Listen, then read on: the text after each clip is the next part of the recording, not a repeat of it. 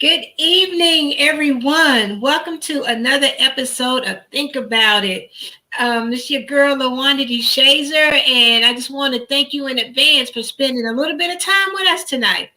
Tonight, we have a special guest, Mr. God, look at me stuttering already. Mr. Tevin Smith. He is new on the scene, and I'm excited to get the new election season off. So next year in Wichita, this year and next year as well, we're going to have several seats up for the city council.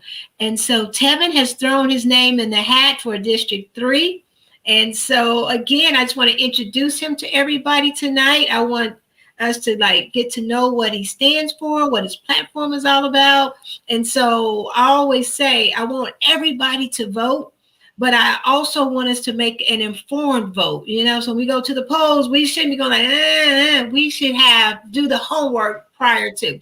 So again, I want to welcome you, Tevin, to Think About It, and I want you to introduce yourself. Well, thanks for having me. My name is Tevin Smith. I'm 22 years old. I have been a resident of Wichita my whole life, and I have lived in this district on and off practically my whole life as well. And, I just decided to do some change in my community this year. I got tired of just sitting around not doing anything. Okay. So is District 3 like home? Yes, Have ma'am. you always lived in District 3? On and off. I grew up for the first about 14 years of my life, I'd say. It was in this district. Then we moved up to District 1 for about 5 years, and then we moved back here about 5 years ago. And so I've been here ever since. Awesome. So that means that you really do understand the needs of District 3. So have you kind of thought about your platform? Like, what is it that you stand for, that you represent?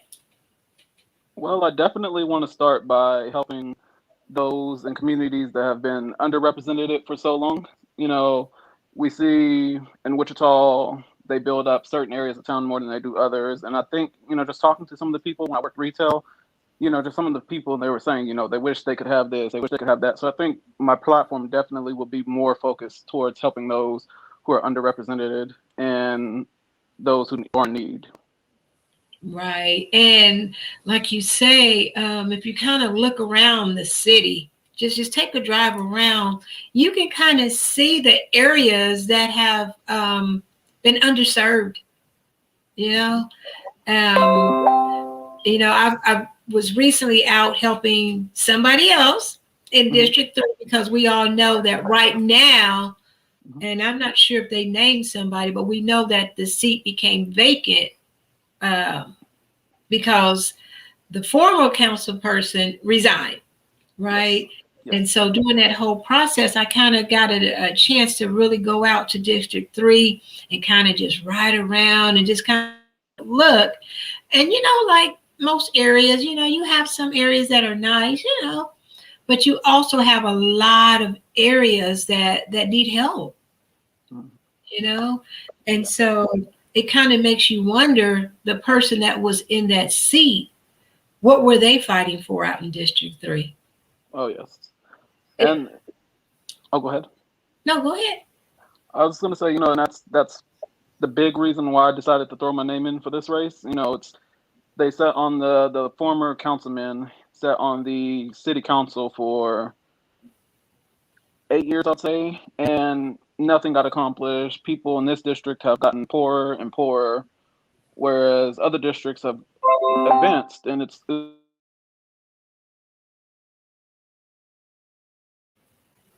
Uh-oh. Looks like Tevin's camera, his connection has dropped off.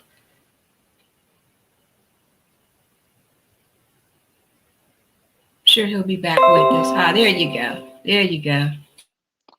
Okay, sorry about that. Back. Okay. So you were saying that it seemed like some areas have been improving over the years, and District 3 it's kind of been either status quo or gone down a little bit.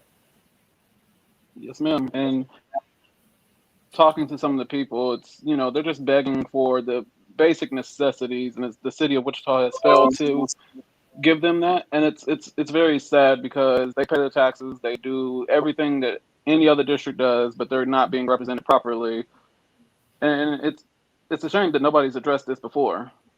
Right. It is sad. I always talk about when we got the new baseball stadium, prior to it being built, the gentleman to Wichita, and he said they took him on a tour and he just fell in love with Wichita. He saw so many wonderful things. And I've said it before, like they must have took him on a specific tour because if he had seen all of Wichita, he'd be like, dang, maybe we should put some money somewhere else, And Yes. like you say, so many areas have been missing out on simple things. District 3, I'm in District 1, and I always talk about the need for, basic necessities, like you said, a grocery store. District 3, you guys just had Save-A-Lot close on you. I think you might have 2 stores out there close on you. And I just don't buy, people say, well, people steal all the time and the stores aren't meeting their margin. I can't buy that. I just refuse to believe that the margin has so high that theft made them close. I'm just starting to wonder, do people really not care about people? Is that the bottom line? I think that definitely is the bottom line of it. As me being a former employee of Save-A-Lot when it shut down, they said that the people are stealing and they weren't making enough money, but that is nothing but lies. That was nothing more than corporate greed is the reason why they decided to shut down.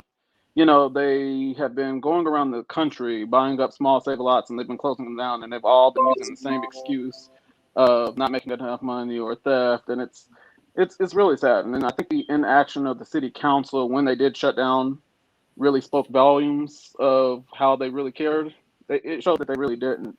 They should have went back and got all those tax incentives that they gave Save-A-Lot 10 years ago when they first opened. They should have got those back and reinvested that back into the community through either some other small businesses or another, grocery store like Leakers that was willing to stay open. Right. Because you figure Leakers South, they got a couple of still in Wichita somewhere in the suburbs or somewhere. And it's a small, almost neighborhood store, and it's still thriving. Mm-hmm. So I just don't buy. And when people talk about profit margin and loss, sometimes, when you go to the grocery store, if maybe the food goes bad, it just didn't sell, that goes into the loss column. So it doesn't necessarily mean theft, right? But it's always presented as theft. Whenever you talk about lower economic communities, you always hear, oh, they were stealing. Oh, we can't have anything over there. All they're going to do is steal anyway. I don't buy it. And a lot of times I hear us, same narrative. Yeah, y'all be stealing all the time. And we got to stop that, Yeah, I agree. And if we want better, I think representation says a lot.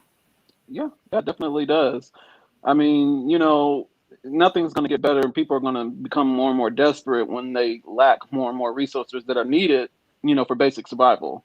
When they have to travel and they might not have a vehicle and they have to travel way to the other side of town to go to a grocery store just to get basic necessities, crime is going to go up. I mean, if they really wanted to drive crime down, they could definitely do more to invest in these communities to prevent crime before it even happens. Right. And, a lot of people have had the platforms talking about transportation, right? Mm-hmm. And so when we hear a lot, well, people don't have a car, and then people say, well, they can just ride the bus. Not in Wichita. Nope. You can't. You don't have the transit doesn't go everywhere people need to go, and then it shuts down. You go to the bigger cities, you got public transportation 24 hours, to midnight or something. here in Wichita, you go to work. If you catch the bus to a grocery store, you may not have a ride home. And then, Yep. People talk about you can ride the bus. Then what if you got like 2 or 3 bags of food? How are you supposed to carry it? And so Oh yeah. it just bothers me that, we keep talking about grocery stores, Yeah. and also in District 3, I believe that community is one of the higher communities that rent as opposed to owning property. Yes. And so when we get back again, last year, the city put out a plan that they were going to get rid of some of their city housing. And they had this program that if you want to buy a house to do particular things with it, you can get it at a good rate, right? Like if you want to put it on Section 8 Mm-hmm. or something like that. But if you want to do something different with it, you got a higher rate. So again, that's perpetuating Section 8, city housing, when maybe the same people that were living in those houses, maybe they could buy the houses. Yeah. Maybe that's something you could push home ownership. Oh yeah. Definitely I think that's one of my biggest, forefront issues of my campaign is, we have, if you just drive around Wichita, and it's like I said in my post the other day, it's very disingenuous for them to go downtown, go inside of an empty building, take pictures of other empty buildings that are all nice and renovated on the outside but are empty and have been vacant for years. And then they say, oh, downtown Wichita life is so great. They could take some of those buildings, they could renovate those, and they could start leasing those out, to people who want to buy homes, and that would be cheap, affordable housing. That would help cut back on the homeless issue. That would help. I mean, there's plenty of buildings all around District 3, every district in that city that are just sitting empty and they're just rotting away. There's lots more that the Wichita could definitely do. Tax incentives could be given to those who want to look to, buy their home. Right. Okay. So affordable housing is one of your issues. Tell us what else is on your platform. Definitely affordable housing, transportation. I definitely want to get more grocery stores. Small businesses are another thing. We have a thriving community of small businesses that would flourish if we gave them the proper attention and care that we do these giant mega corporations that don't need millions and more dollars. I definitely, it's so many different things that it's like, it's stuff that should have been done years ago. Work programs to help low income families. You can give them the proper training to get hired in the public sector through either the city of Wichita or other municipal governments, or you could give them training to get hired in on private, industries. And it's stuff that should have been done years ago, but nobody's, addressed it yet. Right. I kind of like that. The city, they're always hiring, customer service clerks, entry level positions. It kind of would be cool to have a program to maybe get some people off of assistance into a government job. They would have insurance, health insurance, decent pay. I like that idea. Okay. Thank you. All right. Now you're 22 years old. Do you think that's going to be a damper, or is that a plus, or you think it is what it is? It's a mixture of both. I've had, some people, they're like, oh, you're very mature for your age, you're very wise to be only 22. But then I've also had people, with their snide remarks, they're like, oh, you're too young, you don't know what you're talking about, nobody's going to listen, nobody's going to care. But it's like, we all have to get involved somewhere in our community at some point. I don't want to wait another 50 years and not do anything. Right. And then, at 70, like, oh, well, now I'm going to help. I definitely want to always help when I can. Right. And, getting started now makes a difference. Like I said, you get your feet wet, you start learning, and who knows, you might get the seat and you get some, Yeah. And there's a lot of organizations, a lot of work where people have been there 30, 40, 50 years. And so, it's going to be an attrition happening anyway. And so I think it is a great time for young people to just get on out there. and start making some things happen. Yes. And especially in politics, man, it never stops. We see Oh, we see some politicians get in those seats and they promise this, that, and the other, then they get caught up, yep. and some people think that maybe there should be term limits. And I know with city council, there are term limits, right? But I don't Hmm. know. So what do you think about when you're in the office and you're not being productive? What should the citizens do? So how do you want them to hold you accountable if you win that seat? Well, I definitely would say, call your representatives, email them, do whatever you have to do to get a hold of them. And if they don't, respond, show up to the office. They work for you. You don't work for them. So I think we need to definitely start by holding them accountable, make them actually work for us and not for a select population of the country or the city or state or whatever office that they're holding. And then also, it's don't just vote by party lines. If they're not working for you, if they're not doing anything that's productive to you nor your community, vote them out of office.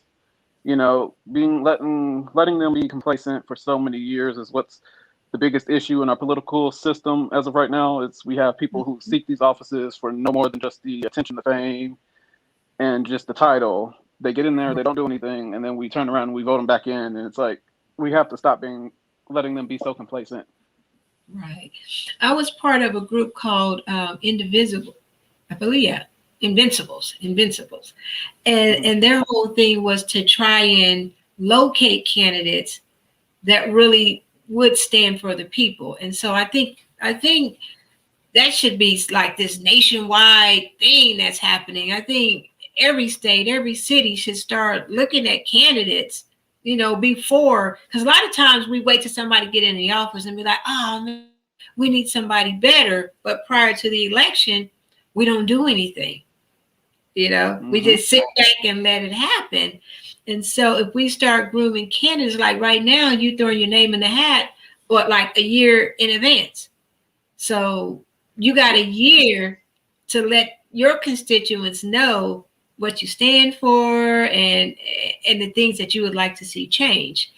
Now in District 3, they have like DAB meetings and things like that. So have you started attending those, or what's your plan to maybe uh, let your constituents know who you are and what you I bring to the haven't table? attended any of those. Oh, sorry. Go ahead. No, I said, yeah, who you are and what you bring to the table. How do you plan to get that out there, that message? Well, I haven't started going to the gatherings or meetings yet, but I definitely have tried to push my online presence and showing people who I am and what I advocate for. And then once the weather gets more suitable to be outside and be, gathering, I definitely will start going door to door. I will, show people that, hey, this is what I stand for. This is what I plan to do if elected. I think we need more people like that than, people who are just going to stand up there, for the attention to get it. I think we need more people who actually are going to show up and put in the work to show that they Mhm. actually truly want to do that job. Okay, so I'm gonna ask you this question. So, are you wanting this job to make a difference, or I'm just keep it real, or is this a stepping stone for you? No, no, this is definitely something to make a difference. I'm not a big fan. I will say this: I'm not a big fan of incremental change. That's why I haven't been going to the city council meetings because they just shrug you off. They really don't care. So I was like, I'll just take it to the next level. I will definitely push for it, the change myself, so that way I know it's getting done and it can't be blamed on anybody else other than me if it gets done or it doesn't. Right. I like that attitude. Yeah. Sometimes we have to be the change that we want to see happen, correct? Yes, So, ma'am. That's correct. are there any models out there or any other politicians that you've admired over the years and maybe have been like a mentor, whether they knew it or not, maybe a mentor on how they operate? Anybody stand out?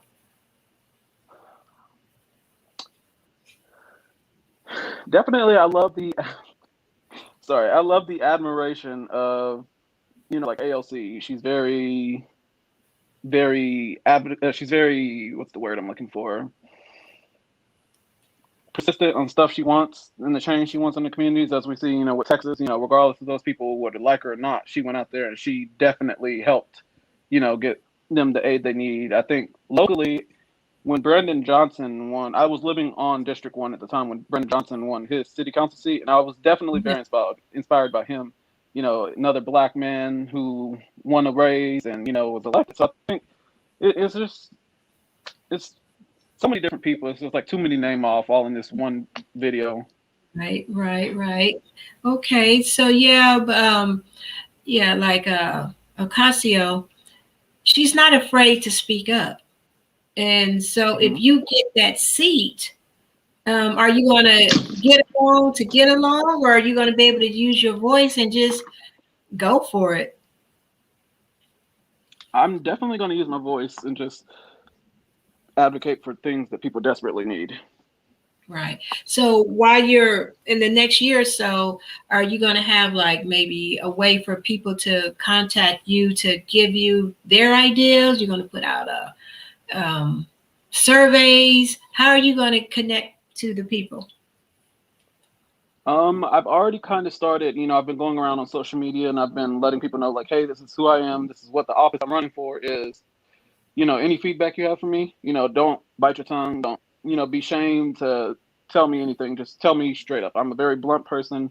I can handle the truth. If you want this, say it. If you don't want that, say it, But I think, as I stated earlier, once it starts getting, the weather gets more suitable to be outdoors for long periods of time, I would definitely start going door to door and I would knock on doors. I would start sending surveys out. I will, I have my political pages coming within the next week or so. If everything goes to plan, I will have all my contact information on there in case anybody wants to reach out to me. Okay. All right. So you got your team together, or are you still working on your team? I know one person's on your team, but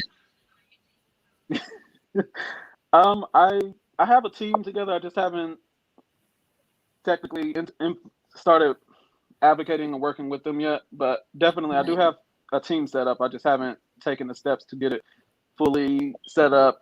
Once it gets better weather and I get more free time, I definitely will use it to my full capability. Right, because the best way to get your name out there, like you say, once we get some corona under control, yeah, knocking on doors goes a long way. And speaking of corona, so I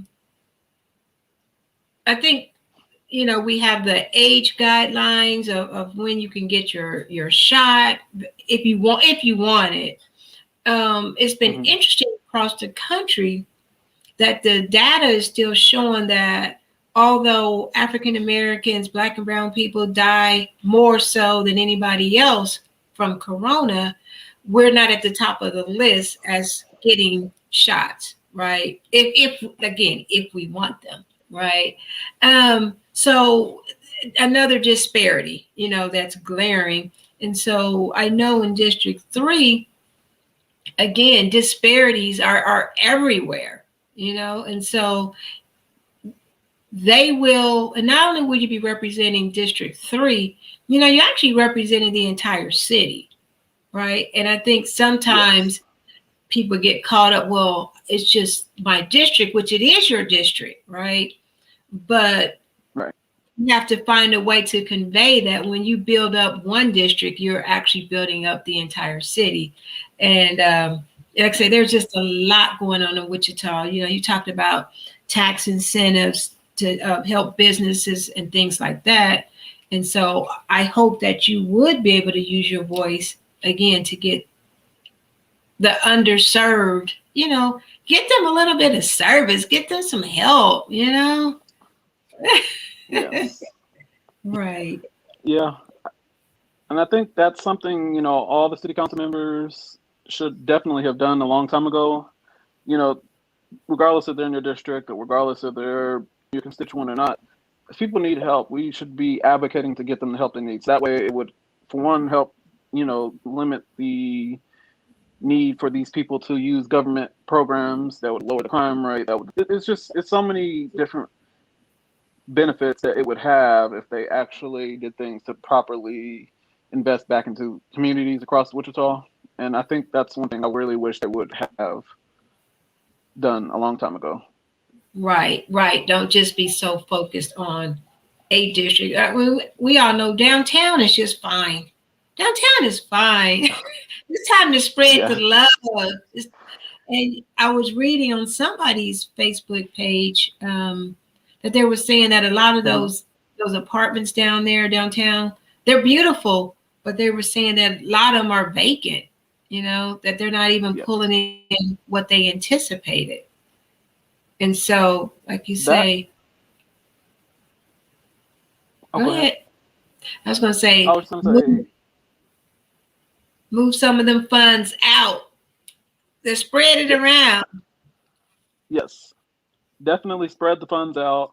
But then also, I mean, I think the big reason why a lot of those apartments are vacant is because they are super expensive. Like just checking online at the prices, it's like people don't aren't making that much money here in Wichita to afford, if they're going to pay that for an apartment, they might as well just pay that for a mortgage and get their own house.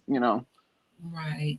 And a lot of the developers are convincing those in the decision making seats that people don't want homes anymore. They want these apartments, and you should fund them, and let's tear down homes and let's build apartments. But then, like you say, they build them at costs that the average person can't afford. And so then they sit empty. So Yes. then why not just price them down a little bit lower so that people can afford them, and then we can have full capacity at these new apartments, because I'm sure there's a lot of people that would love one of those apartments, but just can't afford it. Oh yeah. Oh yes. I definitely So, agree. right. And like I say, affordable housing, small businesses, business hubs, uh, there's a lot of things that can be done to help people. So one of the things that I have kind of proposed when we were talking about these grocery stores was like a fair fares plan. Were you here when the city and Sedgwick County kicked off this fair fares, and they gave incentives and they to the airline industries? So I don't know if I'm you. sorry, what'd you say? Your microphone is breaking up? Oh, okay. So a few years ago, Sedgwick County and the city of Wichita had a plan. They called it Fair Fares, and they were underwriting airline companies so they would come here, and it lowered obviously the airline fares, right? And so Yes. I was like, well, let's take that same concept. If you could underwrite some things, let's take that same concept and just again help communities with basic needs, like a grocery store or a business hub. A lot of, you was talking about small businesses, people can't afford to go and rent space, right? You got a Yes. great idea, you're ready to kick it off, but you don't have a place to house it.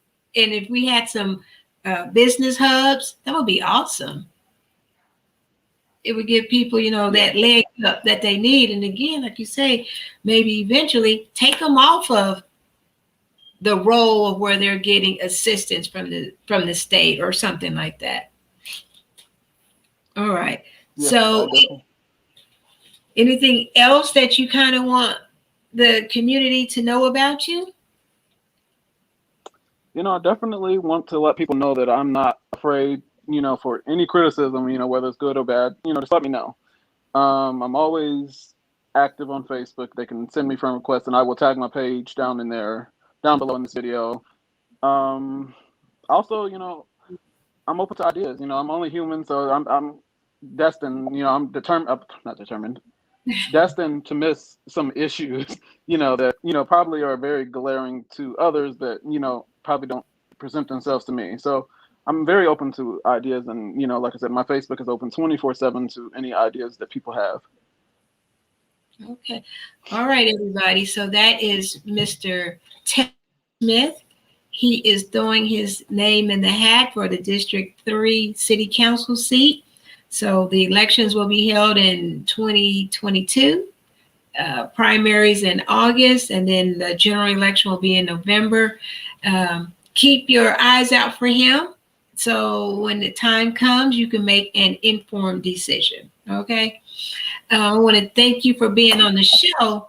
But before I close out, I just want to segue into, we kind of touched on the vaccinations for COVID-19. And so I just want to encourage everybody to get information, know what's going on, and do what's best for you. The Moderna and Pfizer vaccinations are out now. And I'm gonna be honest, y'all, I got a shot today. I work for USD 259. I'm a substitute teacher, and I got the first round of Moderna today. And so I'm gonna let everybody know if I have any side effects, if I'm like this is not right, I'm gonna let you guys know. But I just felt like I believe in, again, to do what's best for ourselves. And again, I encourage everybody to please do your homework, do your research, and again, do what's best for you. A lot of Black and brown people have literally died from corona. And so, and I know we got to do our homework and make some informed decisions. Let's not stick our heads in the sand and just be like, I know, we all know historically, African Americans, Black people, we were guinea pigs for a lot of different things. And so again, that's part of your homework. Do the homework. Yes. But with this Moderna and the Pfizer, the accuracy, or I don't know if that's the right word, but the really high rating, like a 98, 97% rating. Another Johnson & Johnson is coming out real soon. Look at the ratings. Like I took Moderna because I knew it had like I said, very high rating. I would not put anything in my body that, when I was in school, I was super smart, right? But, sometimes I was off and I get a B. I was cool with 3.0. I was cool with 3.5. 4.0 was always the goal, but a 2.0 would never work for me, right?